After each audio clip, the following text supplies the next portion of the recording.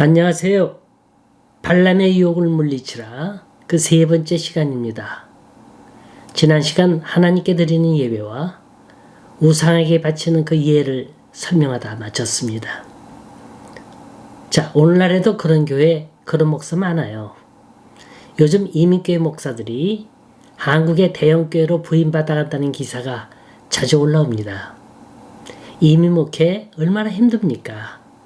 수십 명, 수백 명 상대로 목회하다가 수천 명, 수만 명이 그 앞에 있으니 그 위치와 위상이 달라질만도 하겠죠. 이곳에선 섬기는 목회를 했는데 거기선 대접받는 목회를 하니 아마도 눈이 휘둥그레질 겁니다. 이게 체질에 맞는 사람 많습니다. 여기저기 파티에 불려다니고 집회에 불려다니고 골프장으로 불려다니고 전보다 더 바빠지긴 하겠지만 고난 속에 몸부림치는 한 영혼은 과연 언제 눈에 들어올련지요. 발람의 교훈이라는 게 그래요. 목회자들이 가야 할 자리가 따로 있다는 겁니다. 돈 따라, 자리 따라, 위치 따라 가지 말라는 거예요. 목사가 돈을 사랑하고 명예를 추구하고 헛꿈을 꾸게 되면 정작 해야 할 말씀을 못 전하게 되는 겁니다. 개는 짖는 게 사명이에요. 개가 짖지 못한다면 그건 개로서의 사명을 잃고 마는 겁니다. 마찬가지로 목사가 할 말하지 못하고 성도들의 비음만 맞춰준다면 그땐 칼날을 들고선 주님을 피하지 못하게 될 겁니다. 또 하나는 15절에 니골라당의 교훈을 따르는 자가 이 버가모 교회에도 있었다는 겁니다. 이 니골라당이란 일부러 방종하는 사람들이에요. 지금 말로 하면 자유신학자들, 개방신학자들이에요.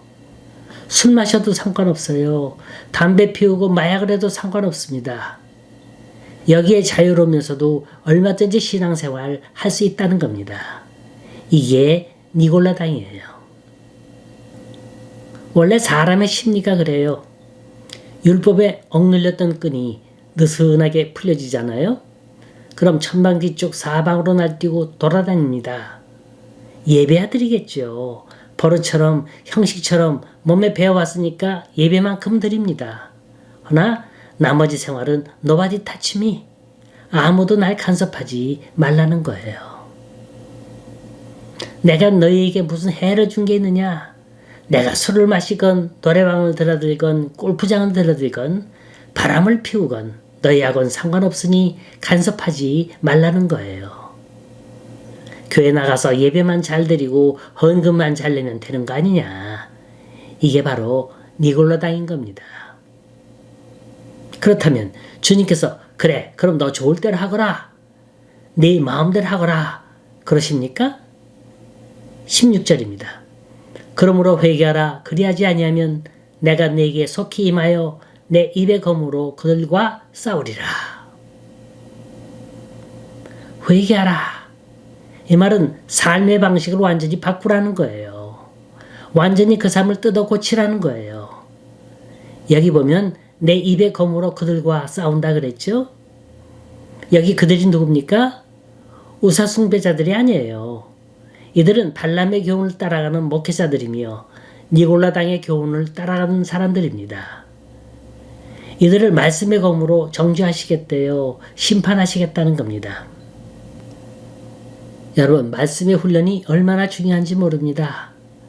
제가 현역에 있을 때 우리 교회에서 가정성경 공부를 나름대로 작성해서 2주에 한 번씩 내어줬습니다. 이걸 1년 동안 꾸준히 한 사람이 3사람이 됐어요. 이들은 그 성경 공부 페이퍼를 펼쳐놓고 그 빈칸을 채워가는 동안 모르긴 해도 30분 이상 1시간 정도는 성경과 씨름해야 합니다. 어느 날은 친교 담당이에요. 또 어느 날은 제자훈련에서 발표하는 날과 겹치는 때도 있습니다. 그래도 한 번도 빠지지 않고 꾸준히 그 공부를 계속해 왔습니다.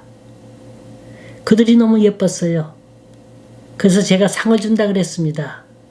세도나 여행시켜주겠다 그랬죠. 그 소리 허투루한 소리 아닙니다. 그만큼 가치 있는 일을 했어요. 성경을 내 삶에 가까이 한다는 건 그만큼 내 믿음 지키려고 노력했다는 얘기입니다. 주님도 이 상불 원칙은 분명했어요.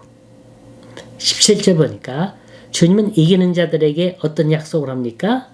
함께 읽어보십시다. 귀 있는 자는 성령이 교회들에게 하시는 말씀을 들을지어다. 이기는 그에게는 내게 감추었던 만나를 주고 또 흰 돌을 줄 터인데 그 돌 위에는 새 이름을 기록한 것이 있나니 받는 자밖에는 그 이름을 알 사람이 없느니라. 이기는 자에겐 감추었던 만나를 주신대요. 만나가 뭡니까? 광야 40년 동안 먹었던 양식 아닙니까? 광야가 어떤 곳이에요?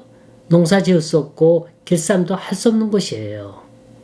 그래서 하나님께서 배려하셔서 40년 동안 매일 양식을 하늘에서 내려주셨습니다.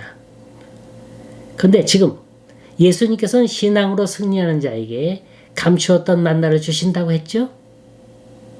이건 우리가 매일 먹고 마시는 일용 양식뿐만 아니라 하늘나라에 가서 신령한 양식을 먹게 될 거란 말입니다.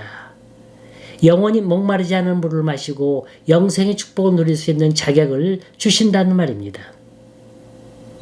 또 흰돌 위에다 새 이름을 기록한다 그랬죠? 흰돌이란 깨끗한 돌이요, 정결한 돌이요, 승리의 돌입니다. 그 돌 위에 내 이름을 새기시겠대요. 여기야 그렇지 않지만 한국엔 대문에다가 호주의 이름을 새겨놓습니다. 내가 이 집의 주인이라는 거예요. 그렇다면 하늘나라의 흰돌 위에 내 이름을 새기면 어떻게 되는 겁니까? 하늘나라의 생명록에 내 이름이 기록되는 거예요. 영원한 천국 잔치에 참여할 수 있게 되는 겁니다. 이 신비한 비밀을 받는 자밖엔 알 자가 없다고 했습니다. 여호와 이레의 하나님, 에베네셀의 하나님, 날 여기까지 인도하시고 예비하시고 지켜주신 그 하나님을 체험한 자 아니면 알 수가 없는 겁니다. 그러므로 보가마교회 교인들이여 쓸데없이 세상 풍조에 휩쓸리지 말고 돈에 따라 신앙 양심 팔아먹지 말고 끝까지 말씀 붙들고 인내하면서 이겨내라. 끝까지 신앙에 지조지켜라. 그러면 생명의 면류관이 분명히 주어지게 될 줄 믿으시기 바랍니다.